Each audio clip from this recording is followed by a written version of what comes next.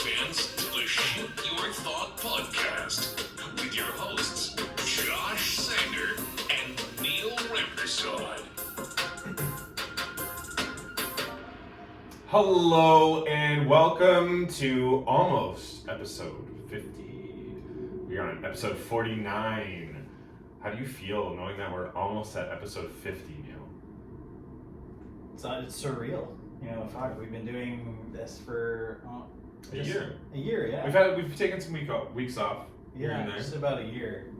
And we started this as a passion project during COVID, and here we are, almost 50 episodes later. And still in a lockdown scenario, so we still passion is still going Still strong. is a COVID passion project. There we go. Absolutely. We got a fun show for you today. It's going to be some pretty NFL heavy as we're jumping into the NFL playoffs and the super wild card weekend next weekend.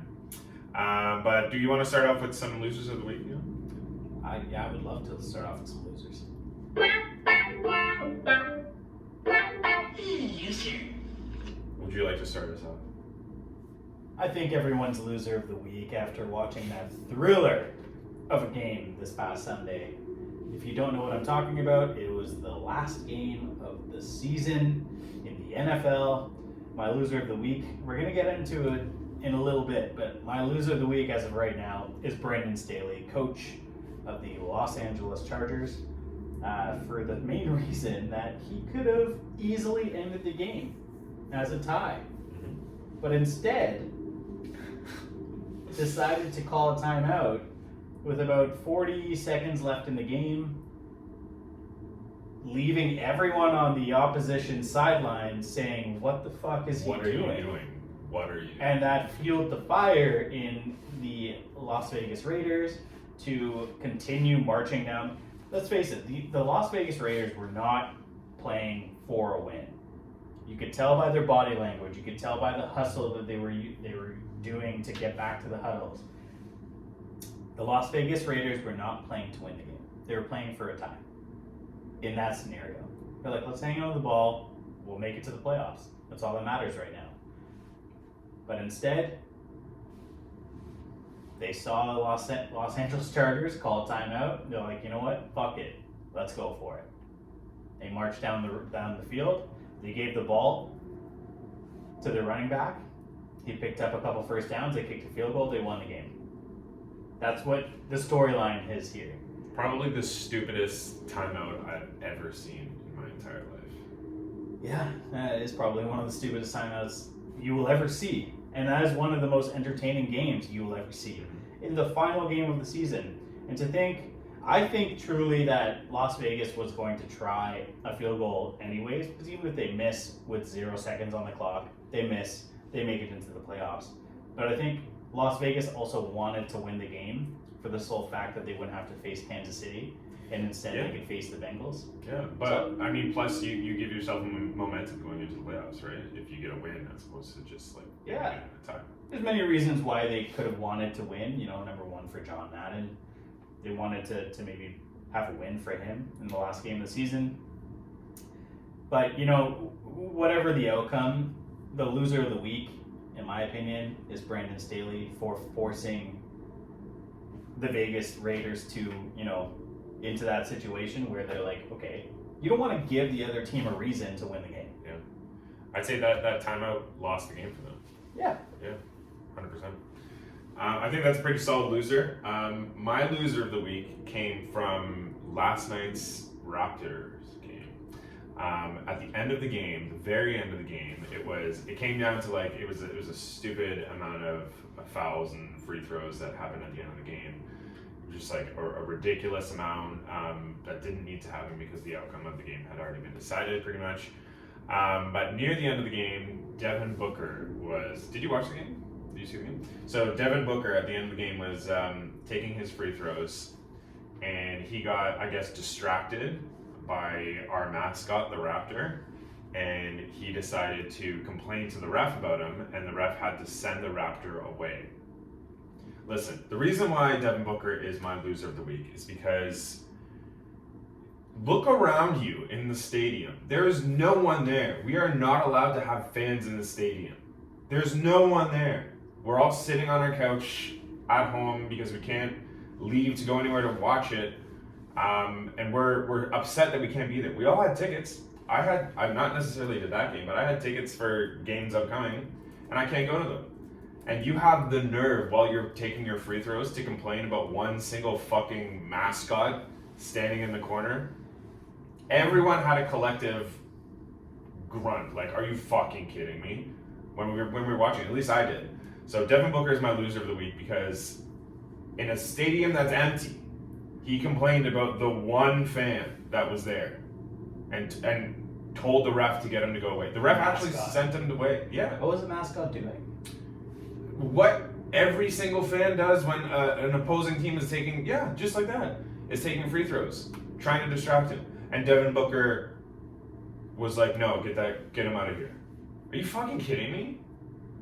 Oh my God. I hope the next time the Suns come to Toronto, I hope Devin Booker gets booed out of there. I lost so much respect. I mean, like, I know it's a petty thing, but I lost so much respect for Devin Booker last night.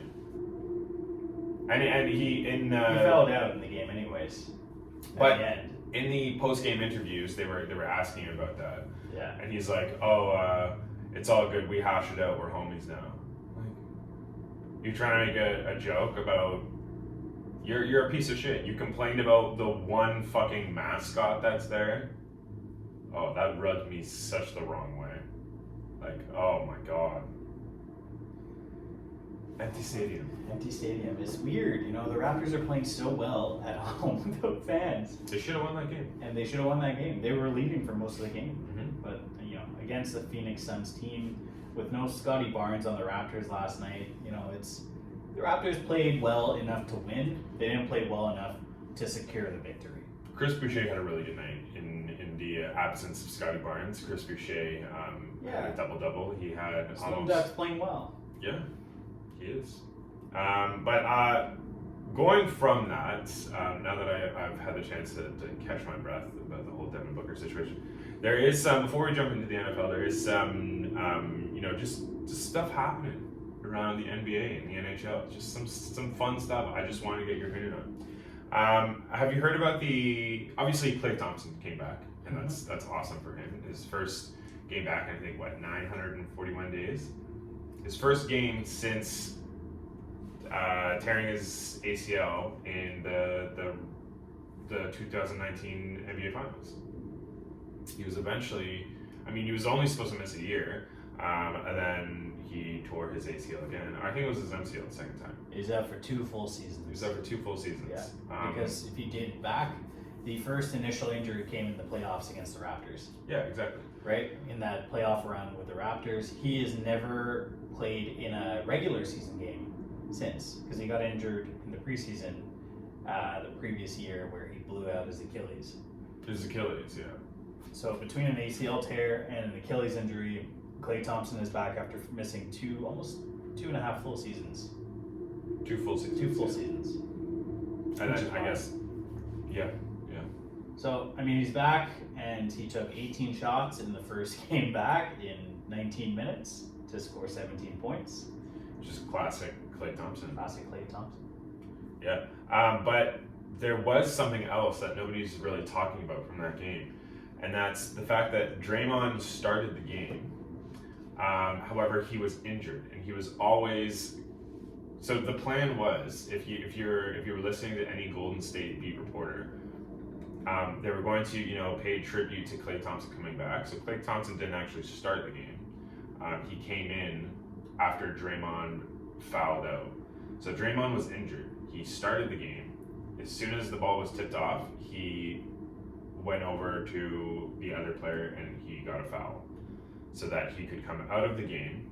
The stoppage could happen. He could come out of the game. Klay Thompson could come into the game. So because of this, obviously there's bets happening in the games, and there's over-unders on all of these players.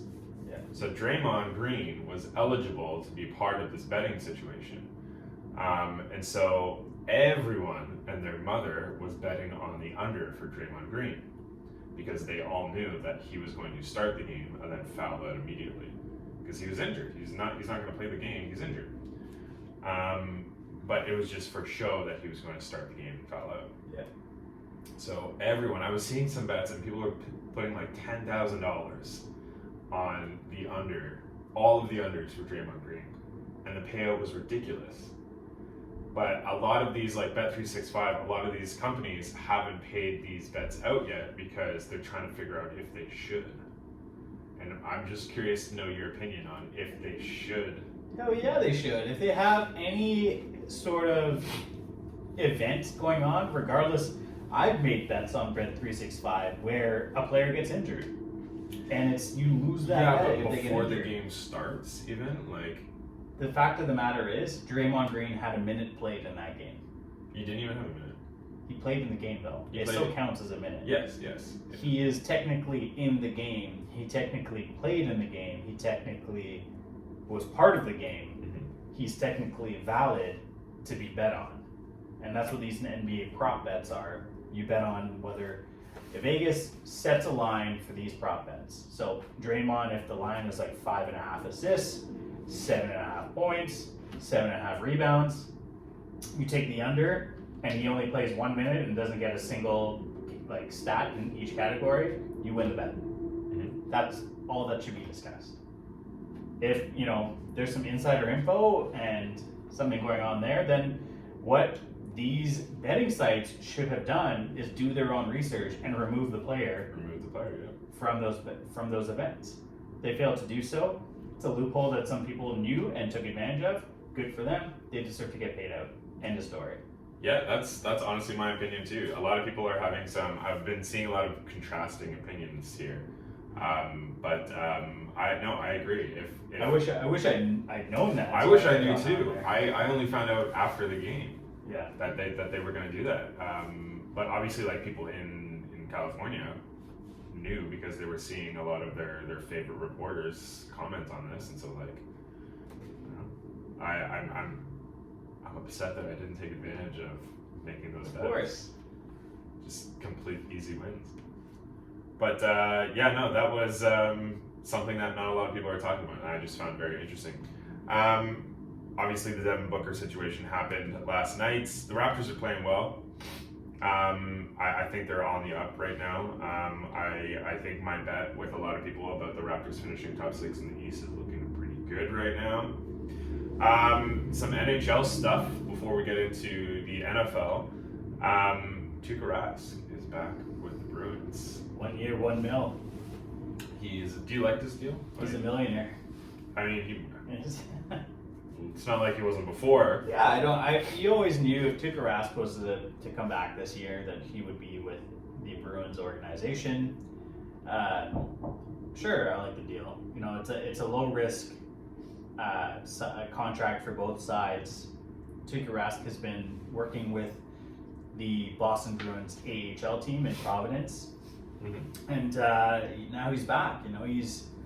He's probably not going to be playing starter sort of games. He might work his way into the starter position. They have 3 capable goalies now. With them signing Ullmark at the beginning of the season, he's been like the 1A, and then they have Swayman, who's probably going to get sent back down to the AHL, which sucks for him because he's been playing well. He's the youngest though, and he's their up and coming, right? Yeah, he's the only one that is eligible to be sent down to the AHL without having to clear waivers as well. So, good move for the Bruins. I fucking hate the Bruins, so I don't really care what they do. I do like Tucaras though. I think he's been treated like shit by the Bruins.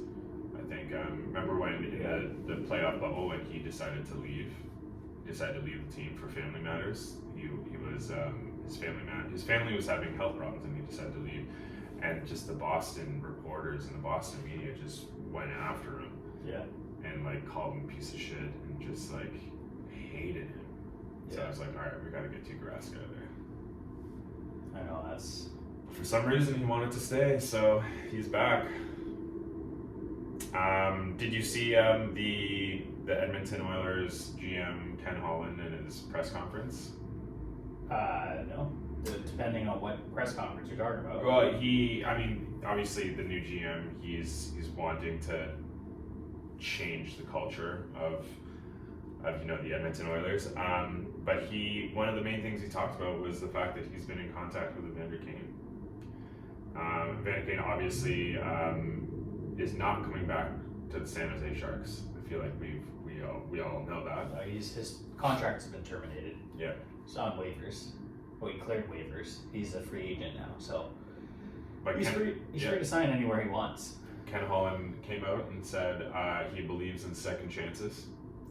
One of my favorite Twitter takes from that was, does Ken Holland not know how to count properly?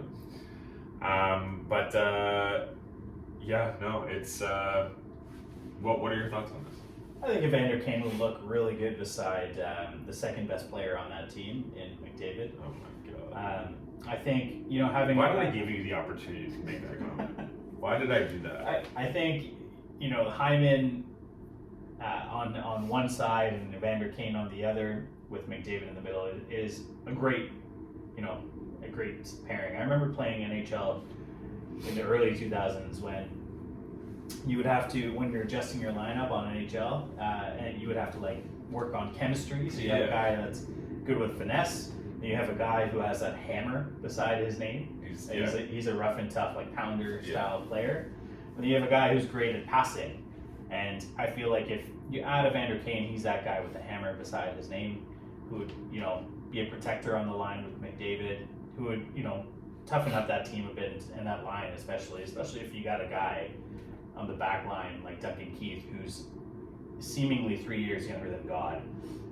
And, you could add some toughness, and I think that's what that team needs. So I'd be shocked to see if they didn't sign him and have him on the first line with McDavid.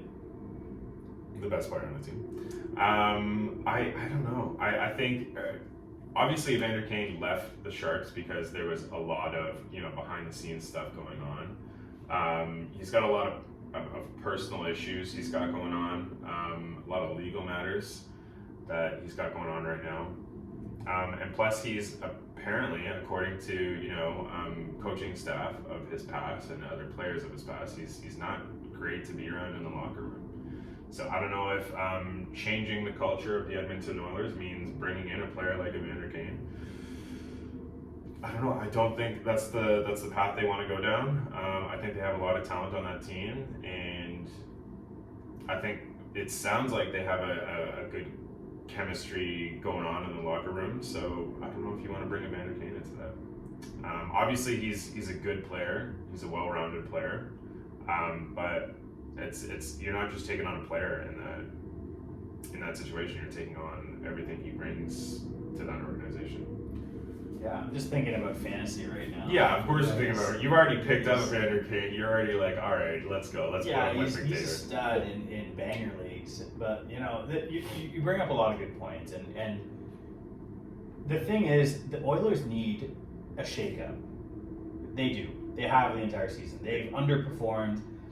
If you're gonna bring in an impact player, whether it be against everything that you're believing in, you bring that player in on a 1-year contract. I think you do. There's no other impact players out there without giving up, mortgaging the future that the Oilers can go out and get right now. Evander Kane is out there for free. Of course they're talking to his agent. I know, but they're gonna have to sign him, and he's gonna take up cap space. Yeah, if on a bare minimum contract, you take that chance.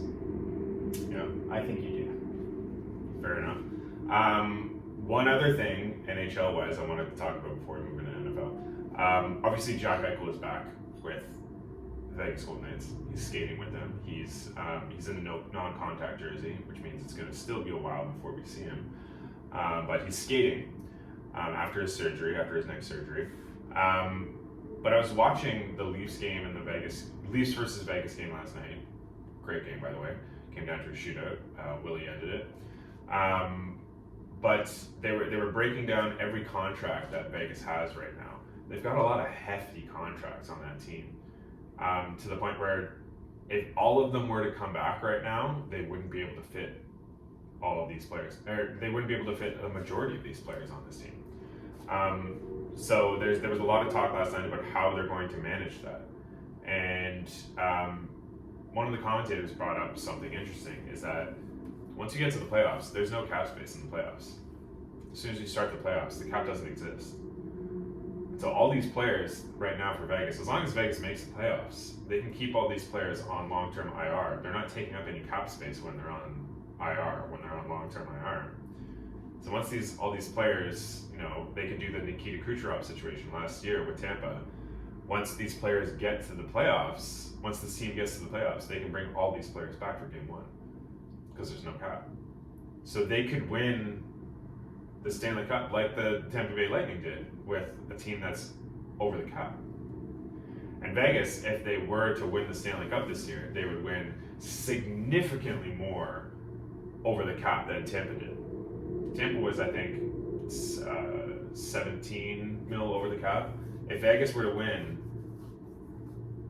I think it's $35 to $40 million over the cap. Who's on their LTIR right now? They've got Pacioretty on their LTIR. He's on like a $10 million contract.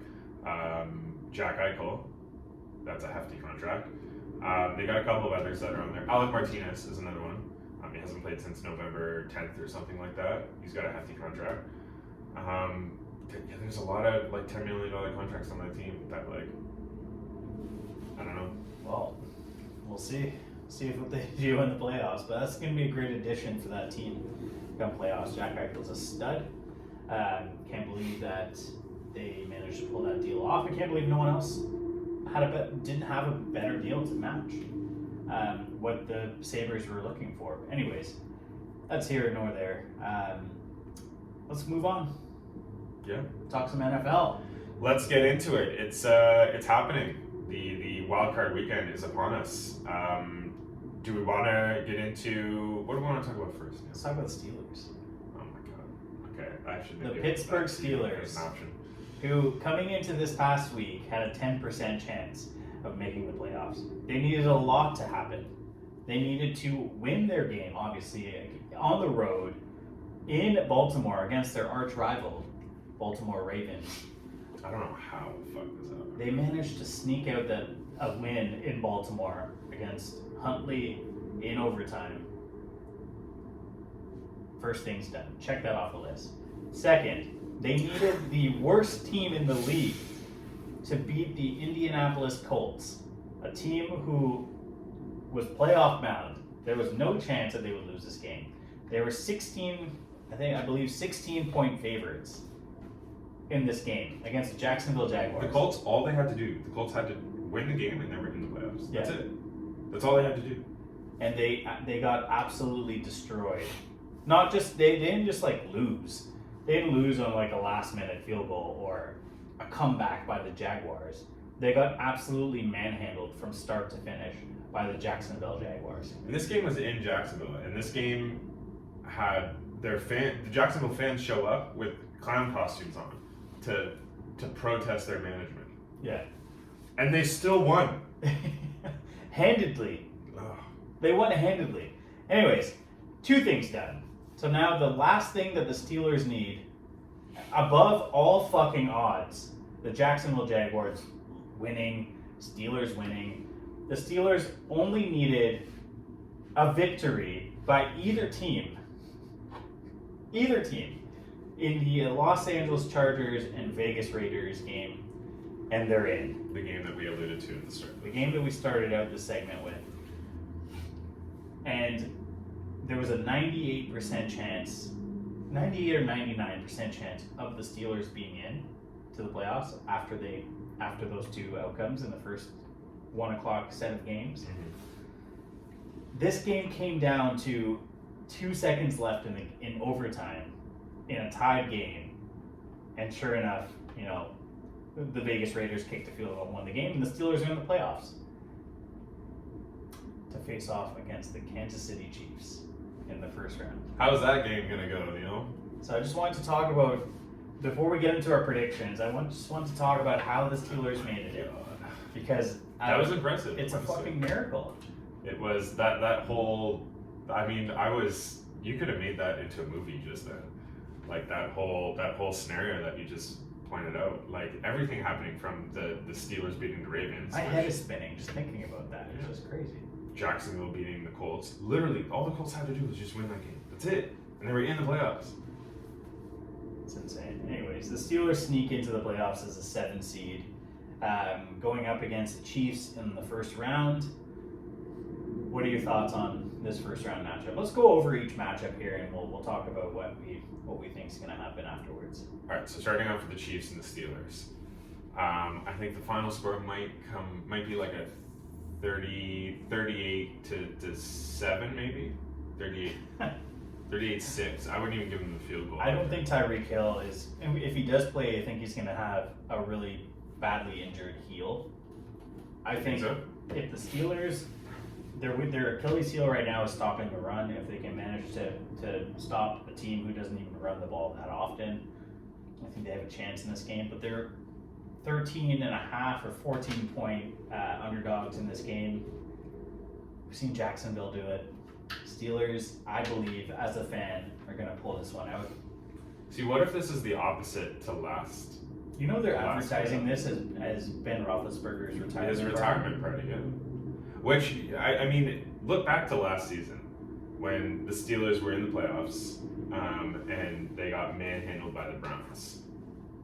In the first drive, really. Remember when the center just tried to bring the ball back to Roethlisberger and it went like 10 feet over his head. And then from then on, it was just like an embarrassing game for the Steelers. They tried to come back, they did. But if you compare that game to this game, like, what if the opposite happens here? What if the Chiefs off the first drive just look like an uncoordinated team and the Steelers come out and win this game? Chiefs slapped the Steelers up. They won by like 30 points a couple weeks ago, which is actually a good thing. Yeah, exactly. That was For the this right regular now. season. You know, like the Chiefs are probably coming in here saying, "Oh fuck, we got an easy first round matchup. Let's look ahead to the second matchup." Exactly. Which That's where their the fans Steelers are gonna too. pounce. Obviously, they're calling it the retirement party of Ben Hamburger Helper. I think the Steelers, Najee Harris will go off in this game. Deontay Johnson's gonna catch like 12 passes because Ben is gonna throw 5-yard passes. 5-yard passes the entire game. Yeah. Claypool's going to catch a long touchdown, and the Steelers are going to win 24-22. Is my guess in this game. So that's my guess. They move on to play the Titans in the second round. I think the Titans then beat. You think the them in Steelers are second going to round. beat the Chiefs? I think the Steelers beat the Chiefs, Wow. Okay. but I don't think they get past the Titans because Derrick Henry is back. And Yeah, but is he fully healthy? remember last week, I think I was telling you that I think the Titans are going to make it to the finals. Still have that happening. My prediction is the Bills are able to beat the Patriots. The Bills will then face off against the Bengals. Because the Bengals are going to beat the Raiders. Bengals are going to beat the Raiders. I've already told you this. You know, there's no way that with the way that Joe Burrow is playing right now, he can't be stopped. So I think the Bengals beat the Raiders. See, I don't think the Bills beat the Patriots. Bills beat the Patriots, in my opinion. I don't think that happens. I think the Patriots beat the Bills. Bills are red hot right now, but It's in Buffalo. I don't think. Yeah, but Bills are red hot. you're forgetting about a Bill here. You're forgetting about Bill It Belichick. doesn't matter. Doesn't it, It's a though? rookie quarterback in the playoffs. I think he's going to struggle. I don't know. I think the Bills will beat the Patriots and then beat the Bengals and then lose to the Titans in the AFC finals. Do you think it's going to be Bills and Titans in the final? Yeah, where the Titans go to the Super Bowl with Derrick Henry, riding Derrick Henry all the way. The thing is, the Titans look good on defense right now, and they have a healthy, somewhat healthy Julio Jones and a healthy AJ Brown. So they have their entire offense healthy. It's just their defense that they have to worry about, right? But if you're running the ball with Derrick Henry 30 times a game, you don't even have to worry about defense because you have the ball the entire game. I think whatever defense makes it out of that Bills-Patriots game is going to give Derrick Henry the fight of his life. I think both the Bills and the Patriots defenses, it's going to be the Derrick Henry show versus whatever defense that is. I think that's going to be the storyline. Yeah. Because both of those defenses are really good. And if you put them So up against Derrick Henry. you're in agreement that you think the Titans will go to that final? No, I'm talking about in your scenario. Okay. I'm talking about, if that were to happen, Yeah. I think that's going to be the storyline. I don't agree with every. First of all, I don't think the Steelers are going to beat the Chiefs. Let's just start there. But in my opinion, I think the Patriots are going to beat the Bills. I think that's going to be upset number one of the postseason. And then the Chiefs. So the Chiefs are going to beat the Steelers. The Chiefs are going to go and then play I guess they'll play the Patriots in the second round. And then the Titans will play the Bengals. Right? No, sorry. The Titans would play the Patriots. Titans would play the Patriots, and the 1v6. Yeah. And then the Chiefs would play the Bengals. The Chiefs beat the Bengals. That's a tough one. See, I made my bracket not thinking. Then you think the Titans beat the Patriots? I think the Titans beat the Patriots. Yeah. So then you have the Titans against the Chiefs. Titans against the Chiefs. Chiefs aren't that great of a defense. So what do you think happens in there? I think In that matchup? if that were to happen, the Titans would make it to the Super Bowl. So the Titans to the Super Bowl is what you're saying. So we're in agreement. Yeah. Doesn't matter how they get there. Fair. So we're in agreement. The Titans, with the number one bye, they have a bye in Wild Card Weekend this weekend coming up. Get Derrick Henry healthy. That's all you got to do. I think their path is just being the number one seed. Their path is so nice right now. Mm-hmm. It boils down to whether they can get past the number 2 or number 3. You think the number 6 seed in the Patriots. Okay, so with the AFC, we have the Titans coming out. Collectively, we both agree on that. Let's talk NFC. So we have a lot of matchups going on here that are very interesting. The Packers have the bye, so they finish as the number 1 seed. First one is Bucks Eagles. I have the Bucks coming out of Yeah, I think this most game. people have the Bucks. I just don't see the Eagles.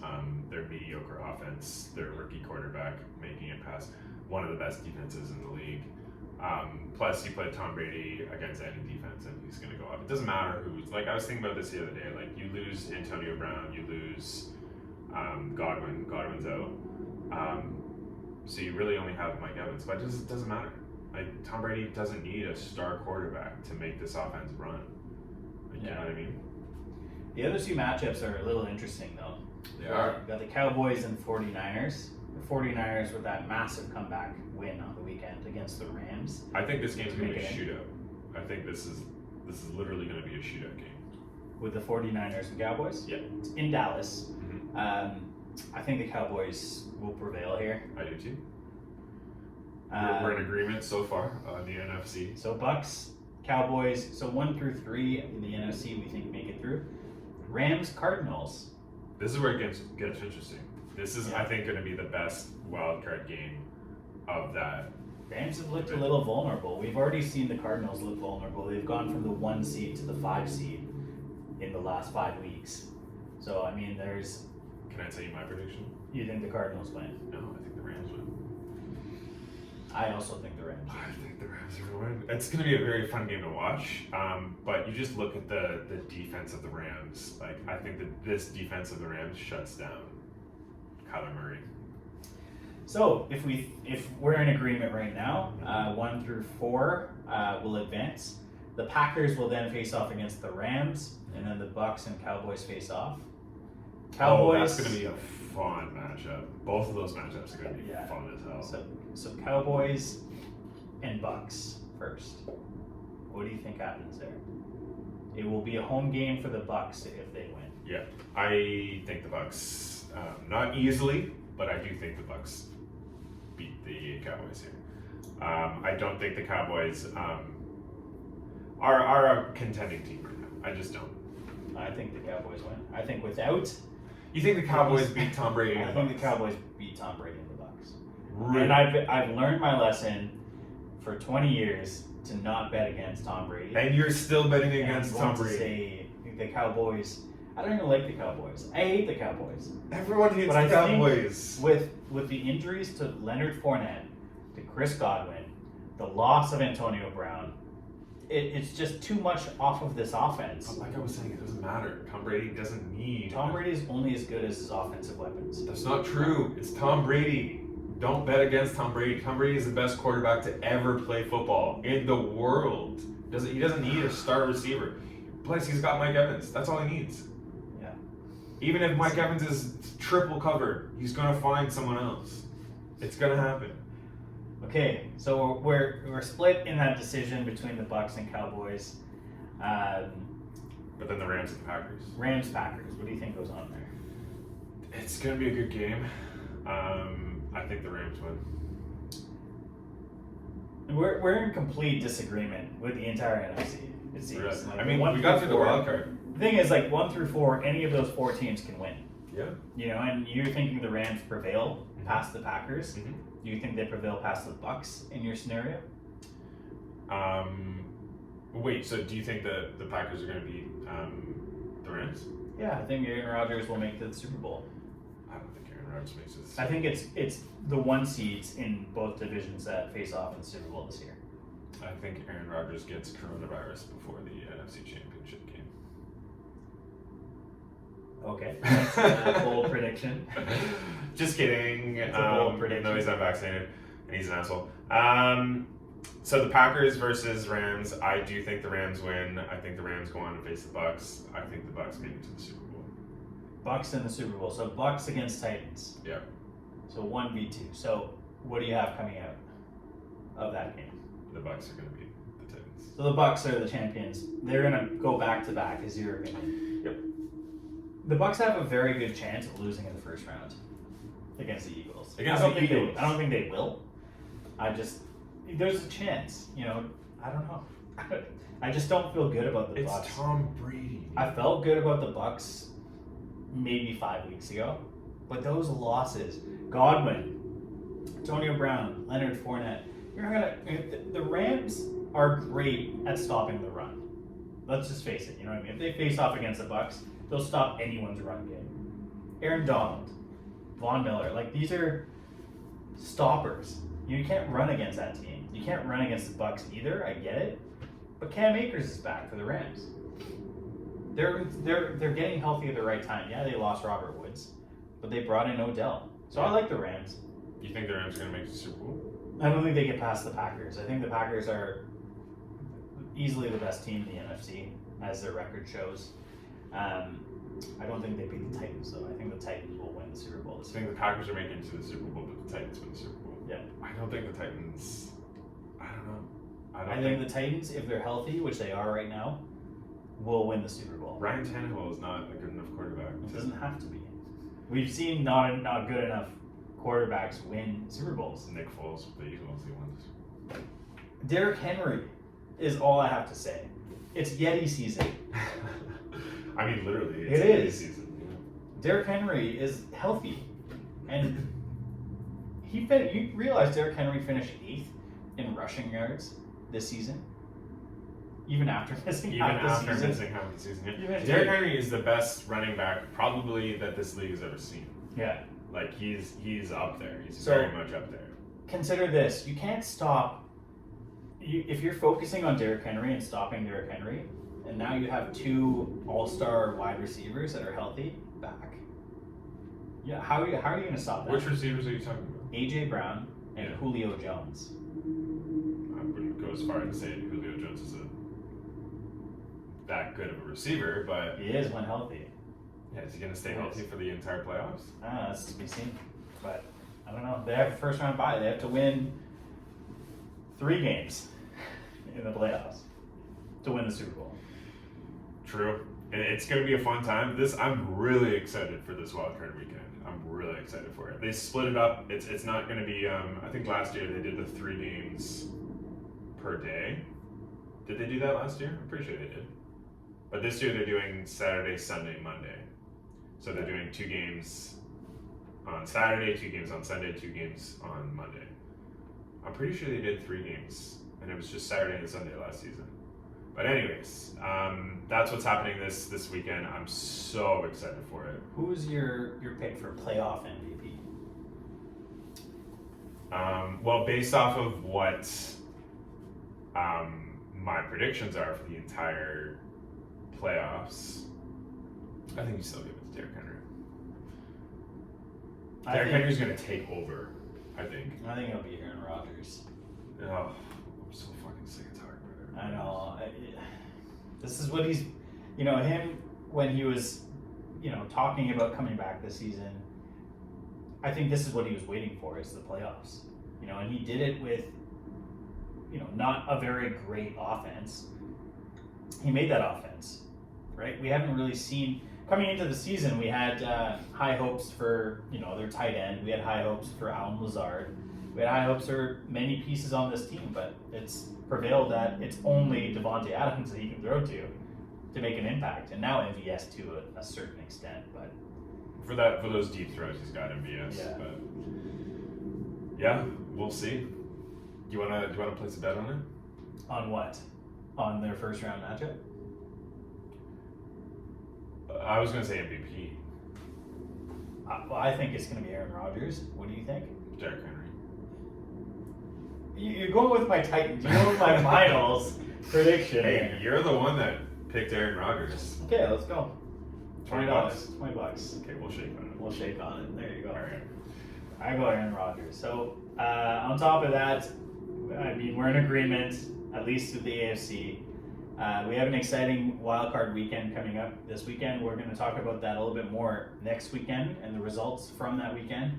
Next week, we're also going to get into our end of season fantasy awards, which I'm really looking forward to, because a lot of you who listen to us throughout the year with fantasy pickups of the year either did super well or not so well as we did. We're going to talk about biggest surprises, fantasy sweethearts, biggest busts. Oh, I've got a lot of busts. A lot I've got of a busts. long list of busts. Let me tell you. And then we're also going to talk about most potential. We're going to, going into next year's fantasy, who will outperform their ADP next year. So we're looking forward to talking a bit more about that next week. Anything else? I'm good. I'm just super excited for this wildcard weekend. Yeah, stoked. All right, guys, we'll see you again next week. Thanks a lot. Have a good one. 42 minutes.